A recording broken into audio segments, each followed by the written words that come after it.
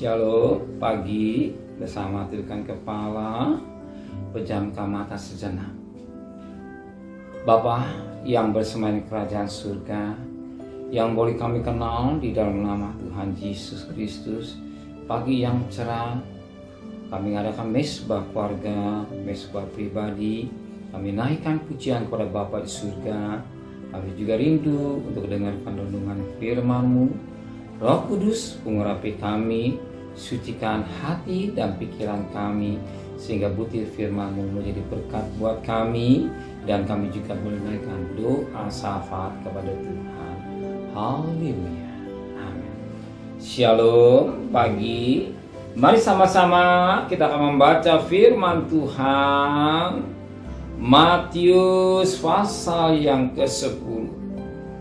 Matius pasal 10 ayat 16 sampai ayat 33. Matius pasal 10 ayat 16 sampai 33. Penganiayaan yang akan datang dan pengakuan akan Yesus. Lihat, aku mengutus kamu seperti domba ke tengah-tengah serigala.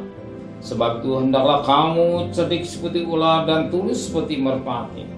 Tapi waspada terhadap semua orang, karena ada yang menyerahkan kamu kepada majelis agama dan mereka akan menyesat kamu di rumah ibadatnya. Dan karena aku, kamu akan digiring ke muka penguasa-penguasa dan raja-raja sebagai suatu kesaksian bagi mereka dan bagi orang-orang yang tidak mengenal Allah. Apabila mereka menyerahkan kamu, janganlah kamu khawatir akan bagaimana dan apa yang harus kamu katakan, karena semuanya itu akan dikaruniakan kepadamu pada saat itu.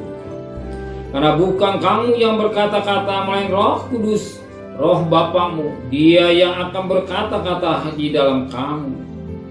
Orang akan menyerahkan saudaranya untuk dibunuh, demikian juga seorang ayah akan anaknya, dan anak-anak akan merontak terhadap orang tuanya dan akan membunuh mereka. Dan kamu akan dibenci semua orang oleh karena namaku, tapi orang yang bertahan sampai pada kesudahan akan selamat. Apabila mereka menganiaya kamu dalam kota yang satu, larilah ke kota yang lain. Karena aku berkata kepadamu, sesungguhnya sebelum kamu selesai mengunjungi kota-kota Israel, Anak Manusia sudah datang. Seorang murid tidak lebih daripada gurunya, atau seorang hamba daripada tuannya. Cukuplah bagi seorang murid jika ia menjadi sama seperti gurunya, dan bagi seorang hamba jika ia menjadi sama seperti tuannya. Jika tuan rumah itu disebut Beelzebul, apalagi seisi rumahnya. Jadi jangan kamu takut terhadap mereka, karena tidak ada sesuatu pun yang tertutup yang tidak akan dibuka, dan tidak ada sesuatu pun yang tersembunyi yang tidak akan diketahui. Apa yang kukatakan kepadamu dalam gelap, katakanlah dalam terang. Dan apa yang dibisikkan ke telingamu, beritakanlah itu di atas atap rumah. Dan janganlah kamu takut kepada mereka yang dapat membunuh tubuh, tapi yang tidak berkuasa membunuh jiwa. Takutlah terutama kepada Dia yang berkuasa membinasakan baik jiwa maupun tubuh dalam neraka. Bukankah burung pipit dijual 2 ekor sebit, namun seekor pun seekor pun daripadanya tidak akan jatuh ke bumi di luar kehendak Bapa-Mu. Dan kamu, rambut kepalamu pun terhitung semuanya. Sebab itu janganlah kamu takut, karena kamu lebih berharga daripada banyak burung pipit. Setiap orang yang mengaku aku di depan manusia, aku juga akan mengakunya di depan Bapa-Ku yang di surga. Tapi barang siapa menyangkal aku di depan manusia, aku juga akan menyangkalnya di depan Bapa-Ku yang di surga. Puji Tuhan, mutiara yang indah yang kita dapat petik dari ayat 15 sampai ayat selanjutnya. Tetapi kita ambil satu ayat jadi berkat buat kita. Kita perhatikan pada ayat yang ke-26 aja ya. Ayat 26. Jadi janganlah kamu takut terhadap mereka, karena tidak ada sesuatu pun yang tutup yang tidak akan dibuka, dan tidak ada sesuatu pun yang tersembunyi yang tidak akan diketahui. Di sini ada berkata, tidak ada sesuatu pun yang tersembunyi yang tidak diketahui, dan tidak satu pun yang tertutup yang tidak akan dibuka. Apapun yang tertutup, kalau Tuhan membuka pintu, tidak bisa dibuka. Kalau Tuhan menutupnya, tidak satu pun yang bisa membukanya. Semua dalam kuasa. Semua dalam kuasa Tuhan. Sekali tertutup, kalau Tuhan membuka, tidak bisa yang menutupnya. Kalau Tuhan menutup, tidak satu yang membukanya. Semua dalam kuasa Tuhan. Sebagaimana firman Allah berkata dalam Wahyu pasal 3 ayat yang ke-7. Ini dan tulislah pada malaikat jemaat di Philadelphia, inilah firman dari yang kudus, yang benar, yang memegang kunci Daud. Apabila ia membuka, tidak ada yang dapat menutup. Apa dia menutup, tidak dapat yang membukanya. Jadi kita lihat betapa hebat kuasa Tuhan. Kita membutuhkan berkat pagi ini secara jasmani. Mohon kepada Tuhan, ya, mohon kepada Tuhan.